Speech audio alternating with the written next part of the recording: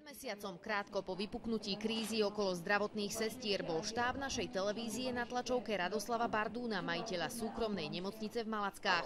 Bardún je tiež šéfom predstavenstva skupiny Medirex. Tá prevádzkuje 19 biomedicínskych laboratórií a ovláda tak veľkú časť tohto trhu. Na ich chod idú peniaze z verejného zdravotníctva, teda z našich daní a poistenia. A teraz k veci. Podnikateľ zabudol na mikrofóny a čakanie na začiatok tlačovky si krátil rozhovorom so svojím právnikom, v ktorom okrem iného zaznelo aj toto. Šéfom poisťovne bude tiež jeden náš kamarát z Košic. Takže z toho hľadiska lobbyingu by to mohlo byť dobré.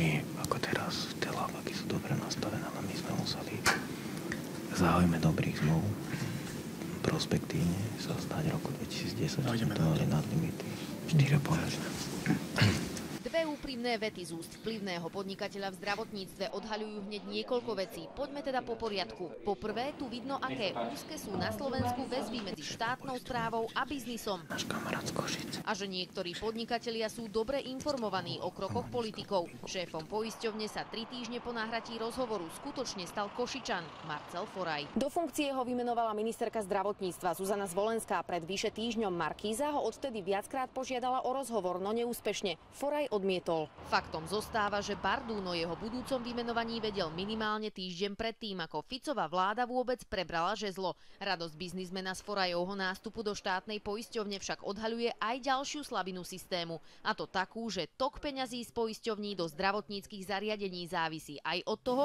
kto sa s kým kamoší. Z toho hľadiska lobbyingu by to mohlo byť dobré.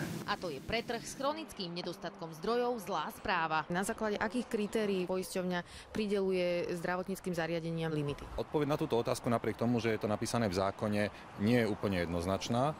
Je to skôr taká čierna skrinka. Zdravotná poisťovňa navrhne poskytovateľom nejaké zmluvy, chvíľku sa o nich rozprávajú a vadia a nejaké sú podpísané. Čo vytvára priestor na tok peňazí podľa záujmov podnikateľov a nie potrieb pacientov. Poďme ďalej. Bardún spomína uhrádzanie nadlimitov, teda výkonov, ktoré boli nad rámec dohody s poisťovňou. Pravidlá pre dodatočné platby sú teda ďalšou šedou zónou rozhodovania o peniazoch. Nadlimity nepredstavujú právne uznateľný titul na úhradu, ale v odôvodnených prípadoch sa môže poskytovateľ s poisťovňou dohodnúť na tom, že mu tieto dodatočné výkony budú nejakým spôsobom, možno nie v plnej cene a v plnej sume a v plnej výške uhradené. Podľa informácií televízie Markíza si Bardúnova firma nadštandardný prístup už užila.